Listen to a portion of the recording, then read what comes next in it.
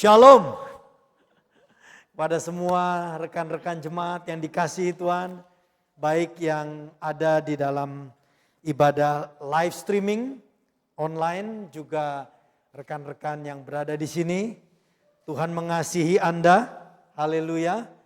Dan kami bersyukur, saya dan Pastor Lucy, kami mengucapkan syukur kepada Tuhan bahwa jemaat Tuhan adalah pribadi yang mengasihi Tuhan. Jemaat Tuhan adalah pribadi yang setia kepada Tuhan. Haleluya. Praise God, praise God. Saya minta izin untuk membuka masker ya. Haleluya. Saudara, minggu depan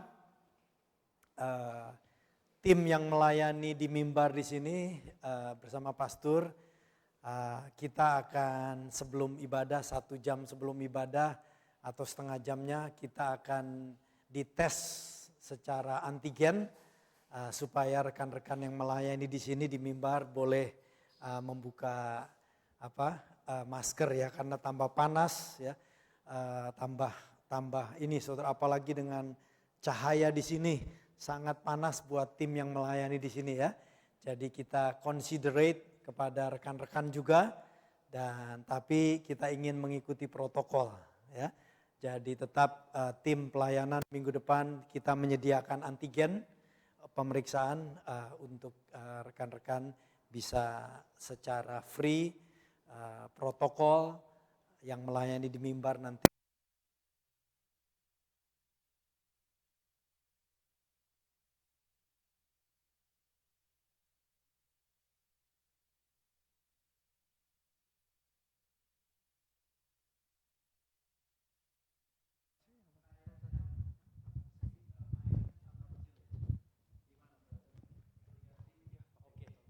Ya.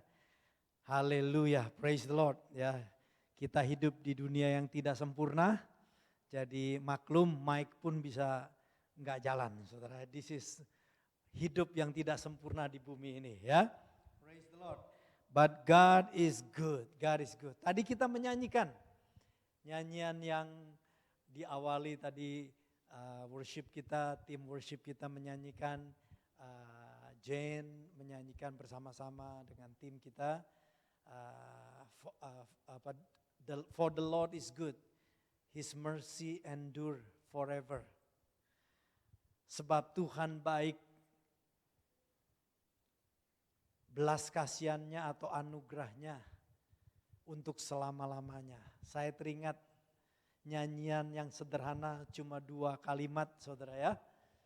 Tetapi nyanyian itu dinyanyikan dengan iman yang percaya di tengah-tengah ketakutan mereka.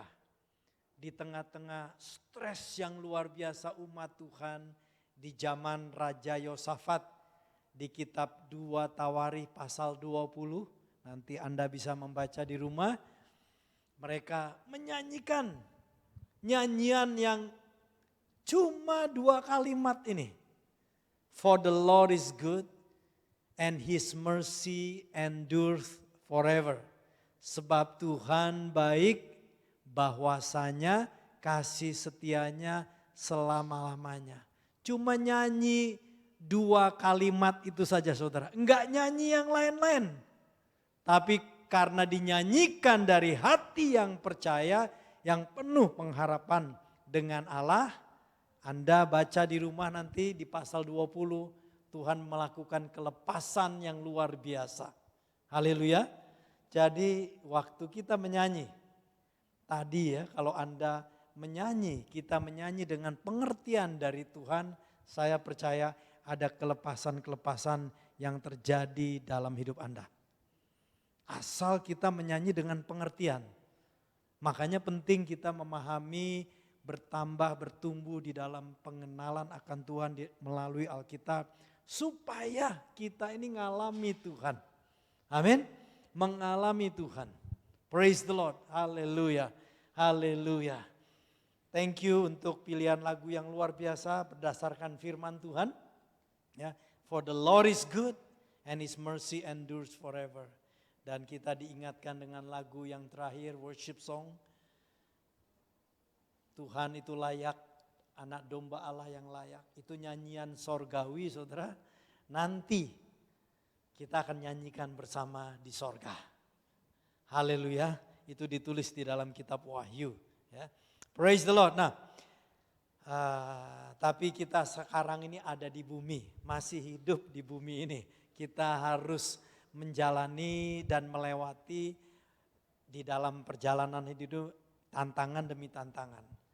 Ada keputusan-keputusan yang harus diambil di dalam hidup ini saudara. Dan tentu ketika kita mengambil keputusan di dalam persimpangan yang kita harus ambil, di dalamnya itu ada yang disebut tantangan dan kesulitan. Ya. Juga ada hal-hal yang secara firman Tuhan, sesuatu yang dinamis terjadi di dalam kehidupan kita. Bahkan kemungkinan-kemungkinan yang bisa terjadi di luar rencana kita. Nah, saudara, Alkitab mengatakan di dalam kitab Amsal, manusia merencanakan atau membuat rencana, tetapi Tuhanlah yang menetapkan langkahnya.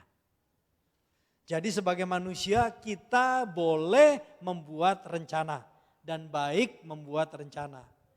Tetapi belajar rencana itu diserahkan sama Tuhan. Supaya di tengah-tengah perjalanan hidup kita, ketika terjadi dinamika dan perubahan, kita bersedia mengikutinya. Asal itu adalah pimpinan Tuhan. Asal saudara dan saya tahu pimpinan Tuhan. Amin saudara. Haleluya. Nah, mungkin kita sudah memiliki tujuan hidup. Ya, bagus. Tetapi dalam perjalanan hidup melaksanakan rencana Anda, ada hal-hal yang bisa menggagalkan atau merusak rencana itu. Disinilah kita membutuhkan tuntunan Tuhan dalam menghadapi hal-hal yang tidak pasti. Kita hidup di dalam unknown life. Kita hidup di dalam satu kehidupan yang tidak kita tahu atau pasti di depan ini. Tetapi kita bersyukur kita punya Tuhan yang pasti. Amin. Kita punya Tuhan yang pasti. Nah, hari ini kita akan membahas, melanjuti pelajaran di dalam Kisah Para Rasul. Kita akan belajar bagaimana kita melihat tuntunan hidup, tuntunan Tuhan. Dan dari situ kita belajar apa yang kita bisa teladani melalui tuntunan Tuhan dalam kehidupan seorang yang bernama Filipus. 2-3 minggu lalu pastor ada membahas sedikit Filipus. Yang bernama Filipus ini, background dari khotbah ini adalah Filipus bersama dengan umat Tuhan mengawali Kisah Para Rasul di dalam pasal 8. Ia lari dari Yerusalem karena orang-orang Kristen dibunuh, ditangkap, dipenjarakan di Yerusalem pada masa gereja mula-mula, ya, dan lari.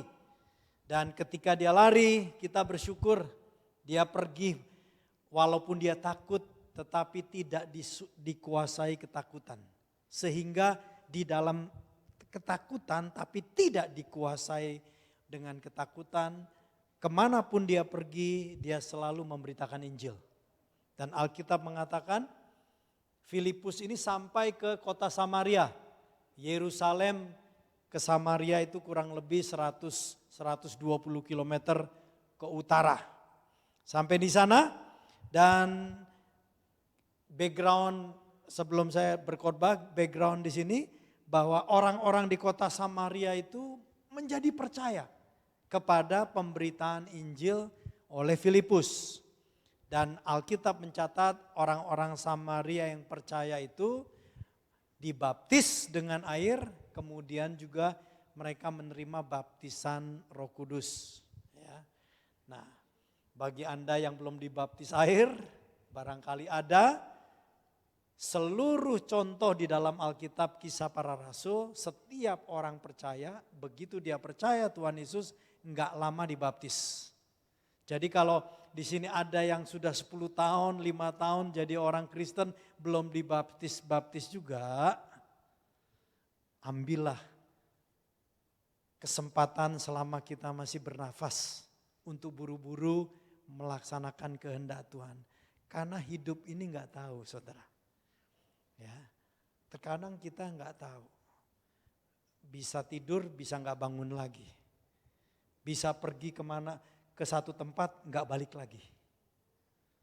Ya, ini real, ya. Siapa yang sangka? Masih ingat pesawat-pesawat Malaysia yang malam hari terbang, tahu-tahu nggak tahu sampai sekarang, kan masih belum ditemukan, saudara.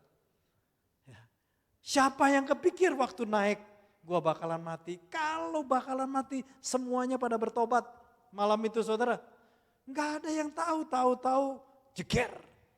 Dan tahu-tahu cuma dari data flight journey itu, kan ada komputer ya bisa melihat itu, tahu-tahu hilang aja. Hilang, lenyap saja. Dan sampai sekarang belum ditemukan, saudara. We never know. We never know. Makanya kalau naik pesawat, make sure Anda juga berdoa. Lord, cleanse me. Karena enggak tahu loh. Saudara, Anda tahu-tahu tidur di tengah malam, bangun-bangun enggak tahu. This is real, this is life. Kita bisa ketawa atau bisa, iya ya. Tapi ini real. Ya. Nah, di Kisah Para Rasul semua yang percaya, mereka pasti memberi diri dibaptis. Bahkan mereka pun menerima yang disebut baptisan Roh Kudus. Kalau Anda belum tahu, belum mengerti baptisan Roh Kudus, terus bertambah belajar dalam Tuhan. Ya, nanti kita lihat ya. Kemudian jadi latar belakang di mana di kota Samaria itu Filipus itu sangat bersuka cita lah. Berapa bulan itu dia melihat orang-orang bertobat. Orang-orang percaya kan seneng, saudara. Coba di sini mendadak ada 1.000 orang dalam waktu 1 bulan beribadah, pasti seneng banget. Ya, ini jangan kata 1.000, kalau jadi 200 saja dalam waktu 1 bulan, Anda akan buru-buru datang supaya jangan telat di gereja, supaya bisa dapat tempat duduk di gereja. Karena ini muatnya maksimum 120.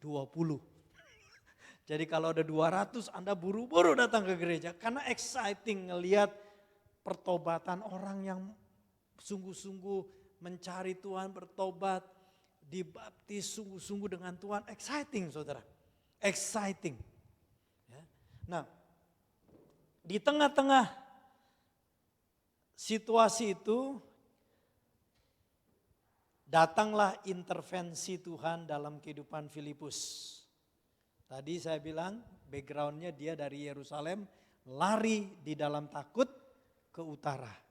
Ya, kita lihat mulai Kisah Para Rasul pasal 8, kita baca ayat pertama dulu, ayat 26. Pasal 8 ayat 26, nanti pelan-pelan kita baca sampai ayat 40. Konsentrasi karena ini cukup banyak, saya ingin supaya kita bisa selesai, Anda dan saya kita sama-sama konsentrasi, amin. Kisah Para Rasul pasal 8 ayat 26, kita baca bersama-sama 1, 2, 3. Berkatalah seorang malaikat Tuhan kepada Filipus, katanya, bangunlah dan berangkatlah ke sebelah selatan menurut jalan yang turun dari Yerusalem ke Gaza.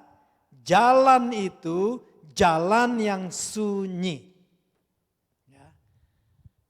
Khotbah hari ini berjudul Ketika di Jalan yang Sunyi. Ketika di jalan yang sunyi, saudara.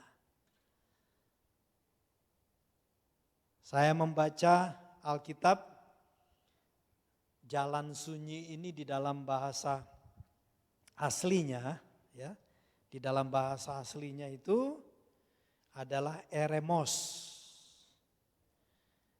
Eremos itu artinya sunyi, artinya tempat yang jauh dari mana-mana, artinya daerah yang tidak ada apa-apa, luas terbuka. Jalan sunyi eremos artinya daerah terpencil, hampir tidak ada penduduk, artinya padang belantara. Eremos, desert, desolate,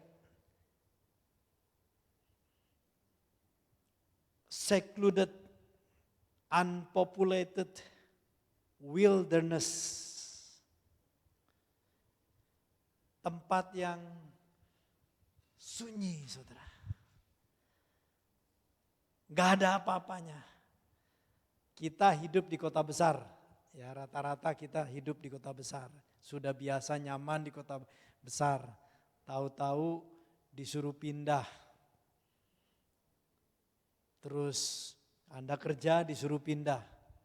Suruh pindah ke daerah Aomori, Niigata, Inaka dah yo. Saco bilang, nani monai. Ada juga sedikit orang obacang ojicang dake. Nani monai, samui. Dan Saco bilang mungkin connection internet mau mucu kasih.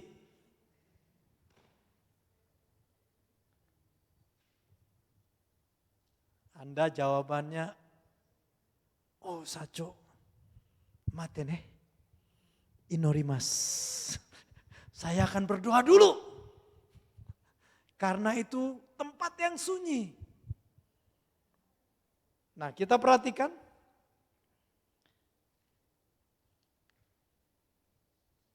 Malaikat berkata kepada Filipus, bangunlah. Bangun. Ya. Nah, ini kita melihat kondisi bangun itu artinya dia sedang istirahat atau sedang tidur. Gambaran sedang menikmati, just enjoy. Enjoy life. Tahu-tahu datang intervensi dari Tuhan. Melalui malaikat, bangun. Berangkat. Dan disuruh perginya, kita melihat peta yang pertama. Saya minta peta yang pertama. Peta yang pertama, thank you. Sambil pastor ambil ini ya. Coto mate kudasai. Peta yang pertama ya. Anda perhatikan peta itu. Ya. Dia ya, peta yang pertama. Peta yang sebelumnya sebenarnya. Peta yang pertama, ya ini dia. Ya. Jadi kita melihat ini Yerusalem. Tadi kan pastor bilang backgroundnya Filipus itu lari dari Yerusalem ke Samaria. Dari selatan sini ke utara. Ya. Dan sedang dalam tanda kutip istirahat. Tidur, menikmati. Menikmati orang-orang bertobat, bersuka cita. Tahu-tahu ada intervensi Tuhan, suruh ke arah selatan lagi saudara. Suruh balik lagi, bangun, berangkatlah ke selatan. Turun ke Yerusalem melalui ke jalan yang sunyi, jalan ke Gaza. Ini jalan yang sunyi saudara, ini padang belantara, ini gurun. Disuruh ke arah balik lagi saudara. Ada intervensi dari Tuhan. Melalui suara malaikat. Kita bersyukur di sini kita melihat pada waktu malaikat berkata, tahu-tahu dia menjawab, artinya dia taat, dia berangkat saudara. Kita melihat ayat 27, ya, ayat 27. Dia berangkat ke arah sana. Ayat 20, ayat 27 saudara ya. Lalu berangkatlah Filipus. Ya. Dia berangkat, dia taat atas perintah Tuhan. Jadi teladan pertama kita melihat Filipus taat di tengah-tengah keadaan yang dia mulai menikmati, orang-orang bertobat, dia mulai senang di Samaria, tahu-tahu intervensi Tuhan datang, dia suruh berangkat dan cuma dikasih tahu pergi ke arah Yerusalem, turun ke Gaza sana, plus informasi yang ada daerah itu sunyi, jalan itu sunyi. Dia taat walaupun hanya tahu daerah yang dia harus dituju, daerah gurun pasir padang belantara yang sepi ke arah Gaza. Balik lagi dari utara, Samaria dia turun ke bawah. Filipus taat. Pelajaran pertama, taat kepada Tuhan, taat lakukan apa yang Anda tahu pada waktu itu. Walaupun mungkin yang kita tahu cuma sedikit saja. Tuhan membawa Filipus itu ke jalan yang sunyi. Jalan yang tidak sesuai dengan ekspektasi manusia. Jalan yang sepi. Tanpa tujuan yang jelas ngapain ke sana. Karena gak dikasih tahu apa-apa sama Tuhan. Pergi ke jalan itu ke daerah Gaza. Jalur ke sana dan jalannya sepi. Ya, seperti gak ada tujuan di sana. Sesuatu yang tidak kita duga atau harapkan. Namun yang pasti bahwa rencana Tuhan dan tuntunan Tuhan lebih besar daripada pemahaman rencana kita sendiri. Amin. Filipus hanya tahu tuntunan Tuhan untuk pergi ke jalan yang sunyi itu. Dia pergi, dia taat, berangkat. Saudara ya, Filipus tidak tahu detail yang lain, hanya itu saja. Perhatikan, satu perkataan informasi dari Tuhan, walaupun cuma pergi ke jalan yang sunyi, asal itu dari Tuhan, ada kekuatan yang luar biasa. Dia berangkat, dia berubah dari zona nyamannya. Dia sudah nyaman di Samaria, Tuhan bilang intervensi Tuhan ada, ayo berangkat, bangun berangkat. Saudara, iman itu memberikan kekuatan. Minggu lalu Pastor Lucy berkhotbah. Petrus, para rasul dengan lain-lain sudah semalam-malaman bekerja dengan keras. Sudah capek, sudah frustasi, nggak dapat apa-apa. Kemudian Petrus mendengar suara Tuhan. Lempar itu jala ke sebelah yang lebih dalam. Dan Petrus menjawab, Guru, kami sudah bekerja semalam-malaman. Artinya aku sudah kerja capek luar biasa. Nggak dapat apa-apa. Tetapi karena perkataanmu itu kulakukan. Capek-capek pun Petrus melakukan karena ada kekuatan dari perkataan Tuhan. Amin saudara. Orang yang mendengar pimpinan Tuhan ada kekuatan dan berubah saudara. Iman timbul dari mendengar firman atau yang disebut rema Kristus. Iman timbul. Dan Tuhan bisa memakai berbagai cara untuk menyampaikan perkataannya. Dari sini kita lihat Filipus mendengar pertama kali lewat malaikat Tuhan. Roh Kudus juga bisa memimpin kita melalui firman-Nya di dalam Alkitab. Makanya kita berdoa sebelum membaca Alkitab, Roh Kudus tolong saya untuk mengerti firman Tuhan. Karena Dia berbicara ke dalam kehidupan kita.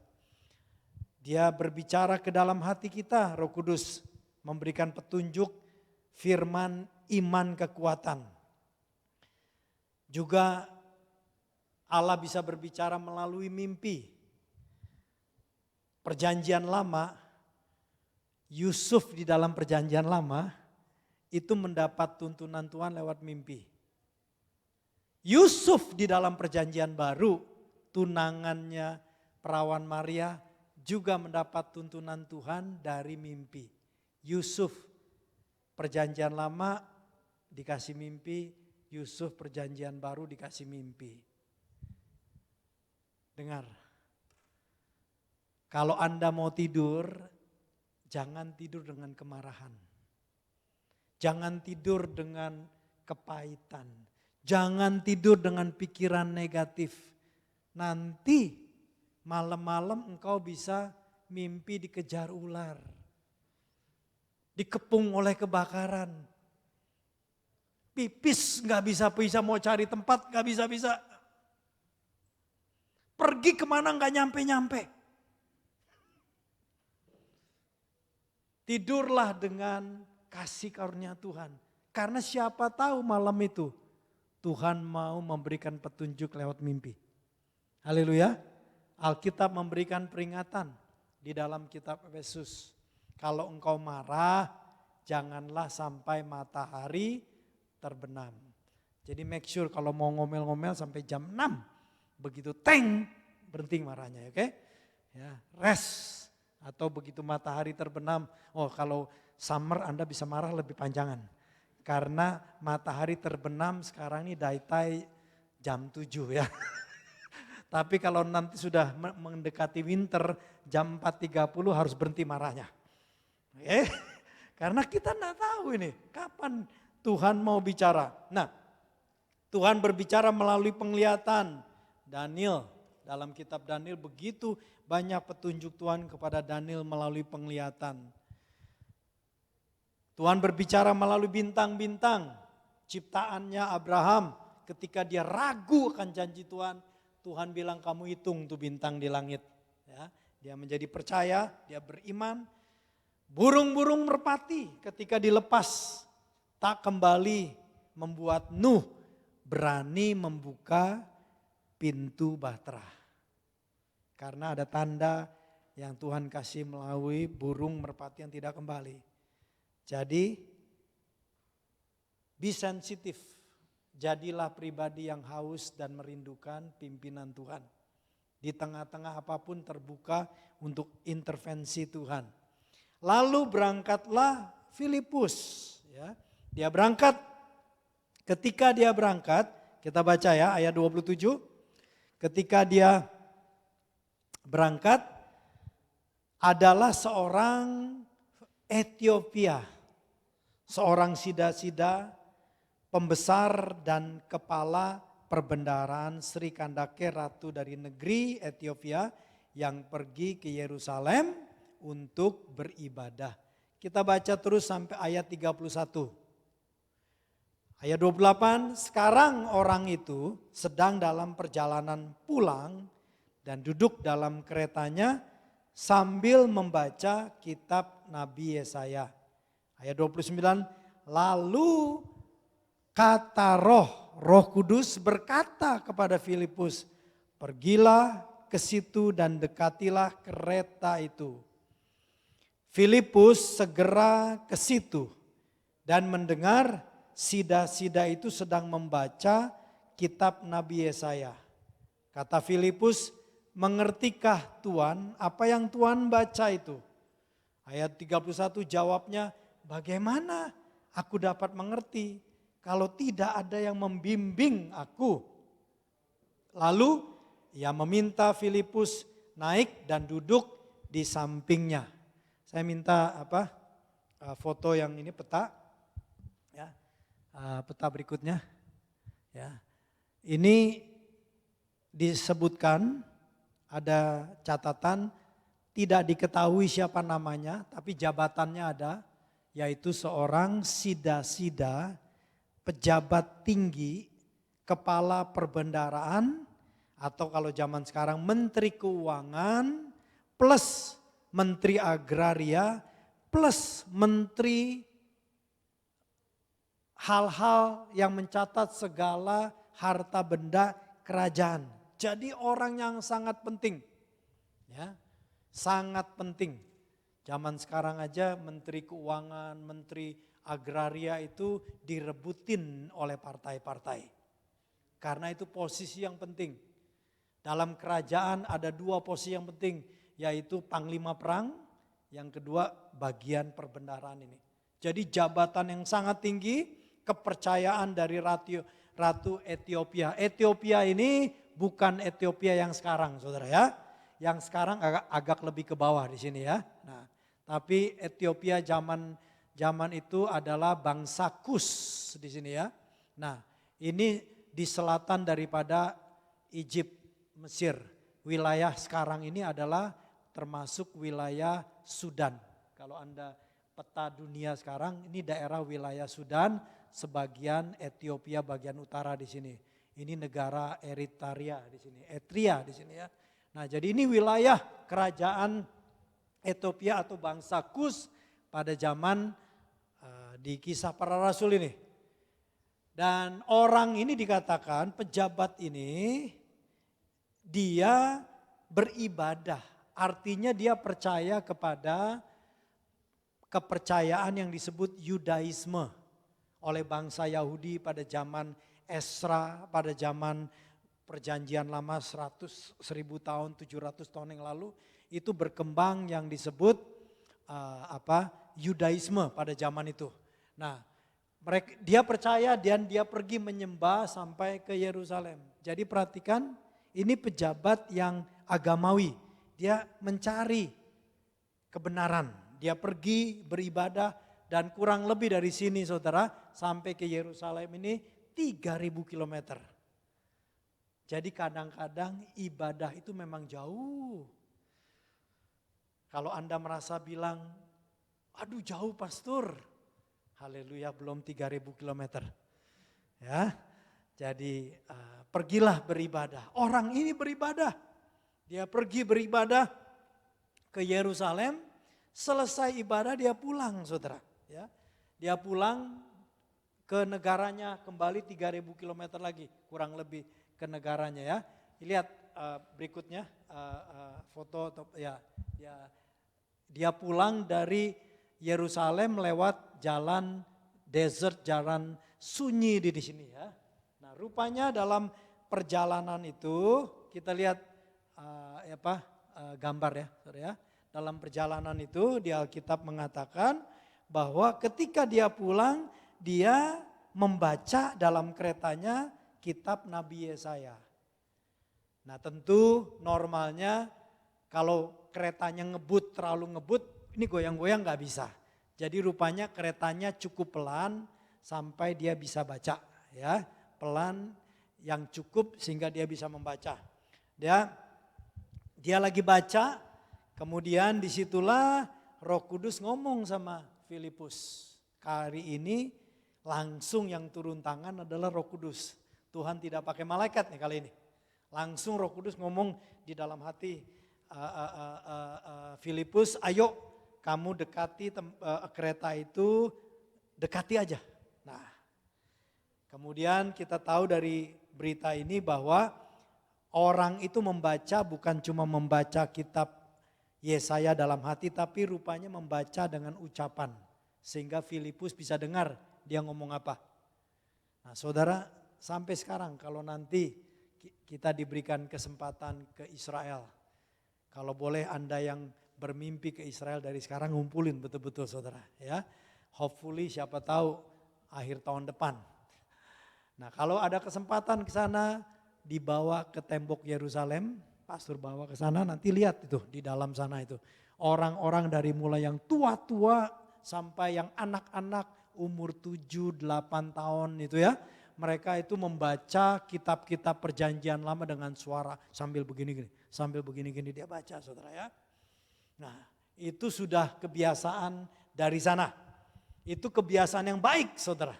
Membaca dengan suara. Dia membaca dengan suaranya kedengeran dan Filipus datang ke sana dan dengar. Nah, yang luar biasa di sini kita melihat Sida-sida ini memang betul-betul orang yang Tuhan tahu hatinya ini hati yang mencari Tuhan. Karena apa? Waktu ditanya, kamu ngerti nggak Tuhan apa yang kamu baca itu? Langsung dia jawab, bagaimana aku dapat ngerti kalau tidak ada yang membimbing aku. Kita melihat Tuhan melihat hati ini. Sida-sida ini rupanya orang yang rendah hati saudara. Pejabat tinggi tapi rendah hati. Posisinya luar biasa tinggi tetapi dia juga cukup rendah untuk mengakui bahwa dia perlu ditolong. Dia perlu dibantu. Dia bilang gimana saya bisa tahu. Saya tidak ngerti. Tolong bimbing saya. Lalu ia meminta Filipus naik dan duduk di sampingnya. Minta diajarin saudara. Ini luar biasa. Pejabat yang sangat rendah hati saudara. Tinggi jabatannya, rendah hatinya. Punya hati yang mau diajar. Dengar saudara. Kita punya banyak pelajaran-pelajaran. Di sini kita ada kelas discipleship journey, kelas pemuritan. Apapun yang kita pelajar hanya bermanfaat bila Anda punya hati yang mau diajar. Sikap minta diajar. Orang ini sikapnya tolong aku, ajar aku. Foto yang kelima. Ya. Foto yang kelima saya minta ditayangkan ya. Ya. Filipus, di gambaran Filipus ya. Diajak naik duduk di sampingnya, samping pejabatnya dan mulai ngajarin arti daripada apa yang dia baca. Kita mulai lihat di dalam ayat 32. Ya, tadi kita baca sampai 31, ayat 32. Apa yang sedang dibaca oleh sida-sida Ethiopia ini adalah ringkasan dari kitab Yesaya pasal 53. Ayat 32 kita baca, naskah yang dibacanya itu berbunyi seperti berikut. Seperti seekor domba ia dibawa ke pembantaian dan seperti anak domba yang keluh di depan orang yang menggunting bulunya, demikianlah ia membuka mulutnya. Ayat 33, dalam kehinaannya berlangsunglah hukumannya, siapakah yang akan menceritakan asal usulnya, sebab nyawanya diambil dari bumi. Ayat 34, maka kata sida-sida itu kepada Filipus, aku bertanya kepadamu, aku bertanya. Saudara, kalau Anda ingin maju dalam Tuhan, bertanya. Jangan malu bertanya. Tanya saudara ya, tanya. Dia baca, waktu dia baca dia tanya. Kalau Anda nggak tahu, nggak ada orang waktu Anda baca Alkitab, ngomong tanya sama Tuhan. Bisa dijawab langsung, bisa dijawab 5 tahun lagi. Tanya, bertanya, tanya. Ini ngomong apa? Aku bertanya kepadamu tentang siapakah, Nabi berkata demikian tentang dirinya sendiri atau tentang orang lain. Ayat 35, maka mulailah Filipus berbicara dan bertolak dari nas itu, bertolak dari ayat-ayat itu, ia memberitakan Injil Yesus kepadanya. Pertama di sini kita lihat, satu luar biasa bahwa di dalam kitab Yesaya pun, perjanjian lama pun, sebenarnya orang bisa melihat dan percaya pada Tuhan Yesus. Haleluya. Ya. Nah, Filipus mulai mengajarkan ini, menyampaikan siapa yang dibicarakan oleh Nabi Yesaya, yaitu Yesus sendiri. Teladan yang kedua kita belajar di sini dari kisah kejadian ini dengan Filipus, yaitu bahwa Filipus ini taat ketika disuruh sama Roh Kudus, kamu ke sana, suruh denger dia cerita apa. Nah, sida-sida itu, dan Filipus mulai menginjil atau memberitakan Yesus. Taat untuk mengambil kesempatan, yaitu untuk memberitakan anugerah Yesus. Di dalam perjalanan hidup kita, belajar peka untuk dapat melihat, untuk dapat mendengar, bila ada kesempatan dan memakai kesempatan yang Tuhan berikan untuk menceritakan kebaikan Tuhan, memberitakan Injil keselamatan. Karena itulah rekan-rekan, Anda ini di dalam kelas discipleship journey, Anda dimuridkan, Anda dididik. Sehingga pada waktu satu hari Tuhan kasih kesempatan, Anda bisa sampaikan itu. Berita Injil, berita kebaikan Tuhan. Haleluya. Karena itu kesempatan. Kita bersyukur Filipus mengambil kesempatan dan memakai kesempatan ini. Kalau kita ketemu dengan pejabat tinggi, bukan cuma sekedar, waduh gua ketemu pejabat tinggi ini. Bagaimana koneksiku bisa dikembangkan? Bagaimana aku bisa memanfaatkan koneksiku? Jangan cuma begitu, saudara. Nomor satu, justru kalau Tuhan izinkan Anda ketemu dengan orang-orang yang besar, berdoa, Tuhan apakah ini waktunya, atau Tuhan berikan saya kesempatan supaya saya bisa menyampaikan kasih karunia Tuhan. Amin, saudara. Seandainya Tuhan mau koneksi itu menjadi berkat, selanjutnya Tuhan yang ngatur. Tapi jangan Anda yang, wah ini kesempatan. Jangan, saudara, itu fake relationship. Itu ada relationship yang palsu. Anda cuma sekedar mengambil kesempatan keuntungan begitu. Jangan, saudara. Pakailah kesempatan untuk menceritakan kasih karunia Tuhan. Kalau enggak bisa ya enggak apa-apa. Tapi jangan ambil kesempatan hanya sekedar keuntungan kita. Ambillah kesempatan untuk kemuliaan Tuhan. Dia naik ke kereta daripada pejabat tinggi, dan Anda bisa bayangin itu pejabat tinggi, keretanya pasti wangi, keretanya pasti bersih, keretanya pasti enak, dikasih empuk dan sebagainya. Ini udah enak nih ya, udah ini. Jangan cuma sekedar menikmati fasilitas daripada pejabat tinggi yang Anda kenal, tapi pakailah kesempatan untuk menceritakan anugerah Yesus. Dia sampaikan dari situ, kita baca bahwa dari mulai itu Filipus memberitakan Injil kasih karunia Tuhan. Ayat 36 sampai 40 terakhir. Kita lihat foto yang ke-6. Ya, sambil lihat foto yang ke-6. Mereka berjalan, melanjutkan perjalanan mereka dan tiba di suatu tempat yang ada air. Ya, di dalam padang belantara pun tetap ada air, saudara. Ya, kami pernah pergi ke satu tempat padang belantara di daerah Yordan. Di daerah itu ada yang namanya Wadi Musa.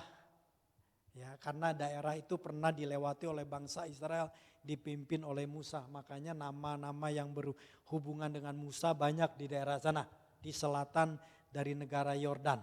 Ya. Nah, di Wadi Musa itu ada air, saudara ya. Air yang keluar dari batu, betul-betul saudara, keluar dari batu dan airnya banyak. Sehingga mereka membuat semacam kolam kecil. Ya. Nah, rupanya kurang lebih ada tempat yang lumayan airnya banyak. Nyampe di situ. Lalu kata sida-sida itu, lihat di situ ada air. Apakah halangannya? jika aku dibaptis? Sahut Filipus, jika Tuhan percaya dengan segenap hati boleh.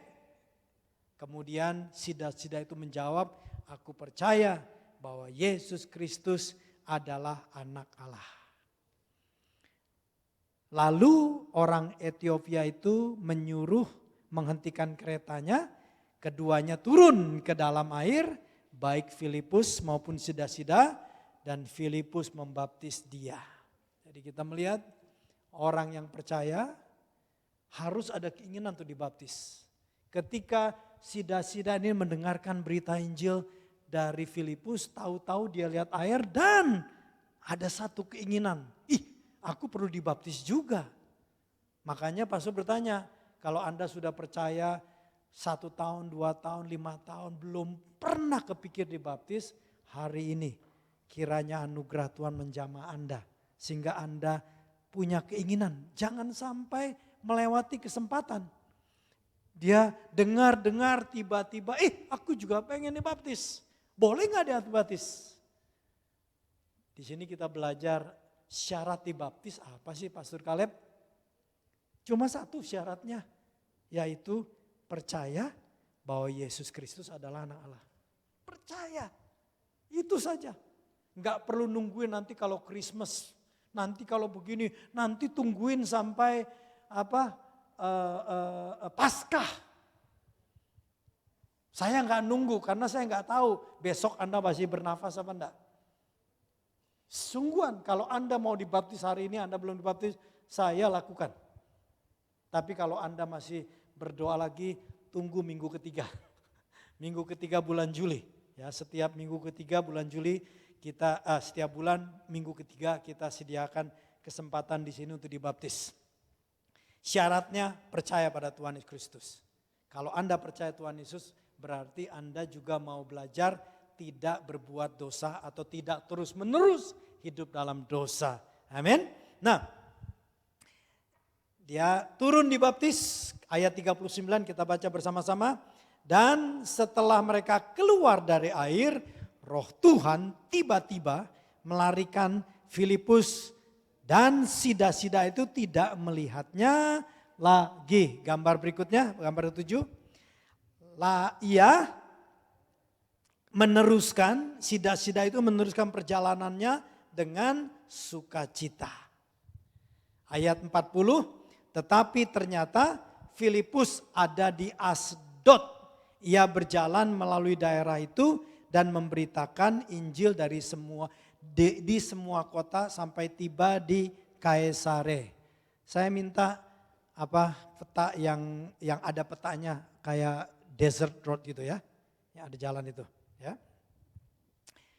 Kita lihat terus sebentar ya. Kita sambil saya ngomong dulu di sini. Jadi kita melihat bahwa setelah dibaptis tiba-tiba Roh Tuhan mengangkat Filipus ya. Dan sida-sida itu melanjutkan perjalanannya, di sini catat, dengan sukacita. Kalau kita ini sungguh-sungguh percaya pada Tuhan Yesus Kristus, dan kalau kita ini belajar untuk mentaati Dia, bahkan baru tindakan pertama dibaptis, dia sudah bersukacita. Kalau kita percaya sama Tuhan Yesus pasti ada sukacita, saudara. Ya. Dia bersukacita dan saudara tahukah bahwa kalau kita lihat di Kisah Para Rasul pasal 2, nanti Anda baca di rumah. Ketika Roh Kudus turun, orang-orang berbahasa roh. Kemudian dikatakan orang-orang di Yerusalem itu mereka yang orang-orang yang lahir di bangsa-bangsa, mereka beribadah di Yerusalem. Bangsa-bangsa yang lain dari mulai Babel terus sampai ke Eropa, bagian Eropa sampai ke Mesir, tapi tidak ada yang dari Afrika. Nah, rupanya Tuhan cinta Afrika. God love the African people. Dimulai dengan sida-sida ini, saudara. Dia bertobat. Ingat, dia pejabat tinggi dan dia pulang dengan sukacita. Dia melihat mujizat Tuhan. Pasti keluarganya diceritakan.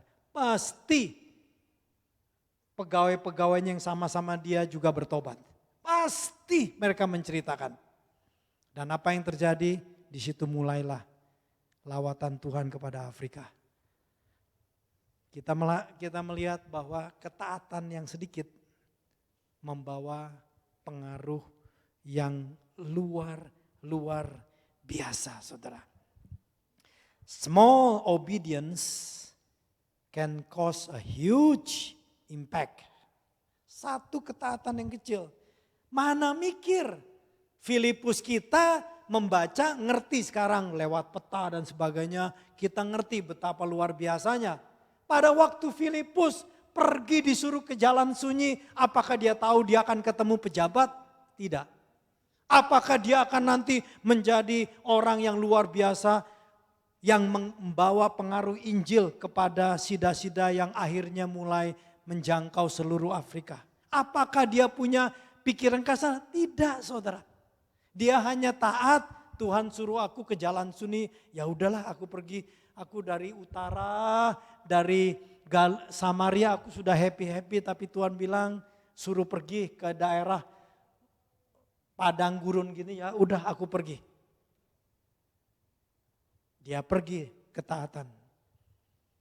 Tetapi dalam ketaatan itu ternyata Tuhan bekerja dengan ajaib.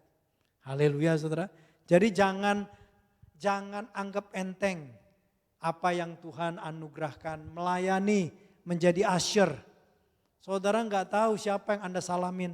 Siapa tahu Anda salamin anak kecil, 50 tahun kemudian menjadi Perdana Menteri. Dan dia ingat, itu ada om tuh, nggak tahu om yang wakaranai.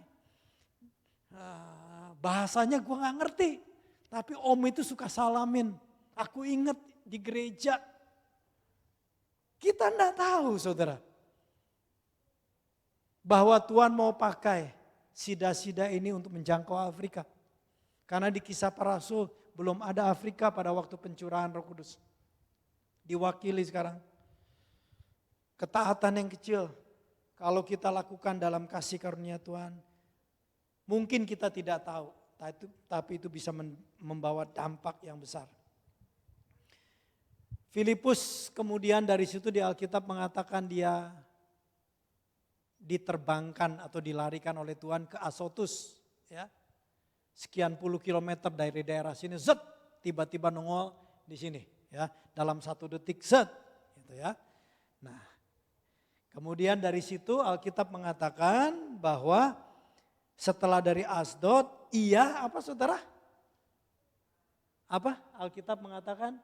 Jalan kaki sampai ia berjalan kaki melalui daerah itu dan sampai memberitakan Injil di semua kota sampai tiba di Kaisare. Kita lihat petanya, ya.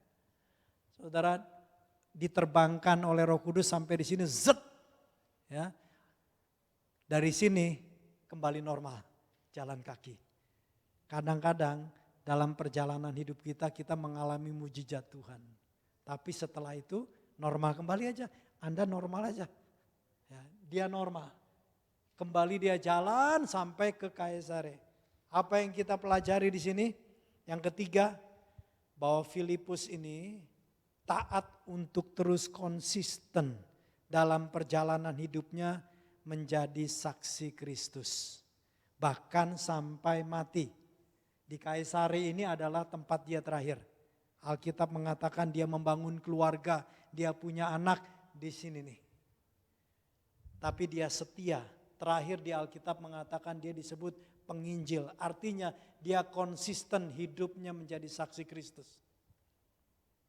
Tuhan memanggil kita untuk konsisten dalam perjalanan hidup kita. Apapun fungsi Anda bekerja di perusahaan, Anda sebagai student, Anda ibu rumah tangga, sebagai bapak, apapun tugas kita, fungsi kita, biarlah kita boleh konsisten menjadi orang yang terus dalam perjalanan kita ini setia, konsisten menjadi saksi Kristus. Amin, saudara. Panggilan yang luar biasa. Terakhir, saudara. Tadi saya bilang ada pertanyaan sama pastor. Pastor, Kan malaikat ngomong sama Filipus di kota Samaria, betul kan? Dan Filipus itu sedang dalam keadaan sebenarnya cukup takut. Sehingga dia lari dari Yerusalem sampai ke Samaria. Udah sekian bulan di Samaria, dia sudah menikmati di sana. Kenapa waza-waza Tuhan suruh malaikat untuk ngomong? Kenapa enggak Tuhan suruh malaikat aja langsung ketemu dengan sida-sida? Saya ditanya begitu. Saya kasih tahu saudara. Tuhan ngomong, Tuhan ajarin. Saudara tahu, Filipus itu dalam keadaan takut sebenarnya.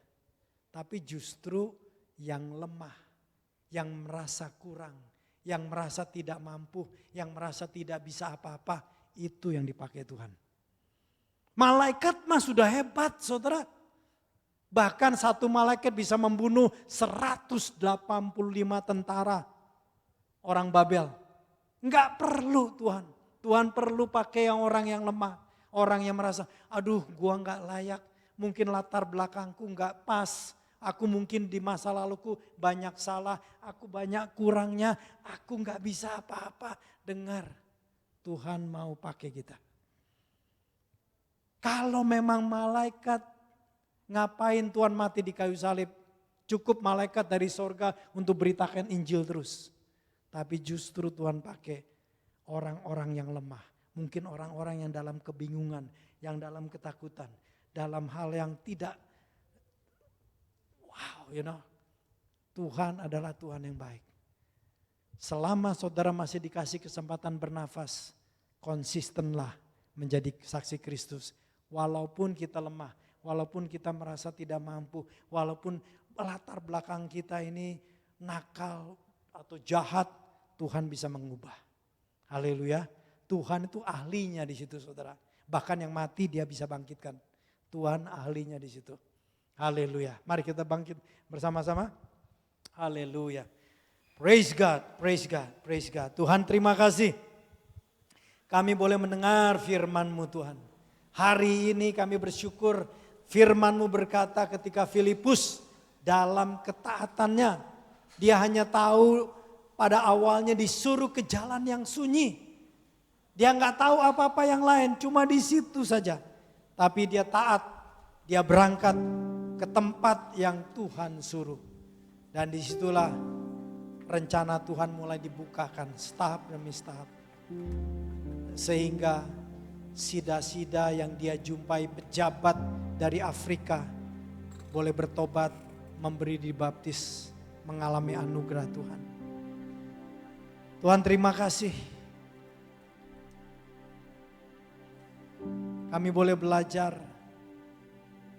bahwa di dalam kelemahan Filipus, dia yang lari dari Yerusalem ke Samaria, menjauh meninggalkan Yerusalem. Justru Tuhan pakai untuk menyampaikan rencana-Mu Tuhan. Tuhan terima kasih. Kalau kami merasa kurang, kami merasa lemah, kami merasa tidak apa-apa, kami merasa masa lalu kami tidak layak. Hari ini kami berkata, inilah kami Tuhan. Inilah hidup kami Tuhan. Apa yang kami bisa persembahkan kepada Engkau, kecuali hidup kami Tuhan. Pakai hidup kami, pakai hidupku Tuhan. Supaya rencana-Mu menyelamatkan orang-orang boleh mengalir lewat kehidupan kami. Bahkan di saat aku ketakutan, di saat aku kebingungan, ajar aku untuk boleh sensitif, boleh peka, dan melihat kesempatan untuk boleh tetap menjadi saksi Kristus, memberitakan anugerah Yesus Kristus. Karena Engkau sungguh Tuhan yang baik. Terima kasih Tuhan. Kami bersyukur. Kami bersyukur. Kami mau terus bertumbuh mengenal kasih karunia-Mu. Di dalam nama Yesus Kristus. Amin. Amin. Berikan tepuk tangan buat Tuhan kita. God bless you. Silakan saudara bisa duduk. Saya serahkan kepada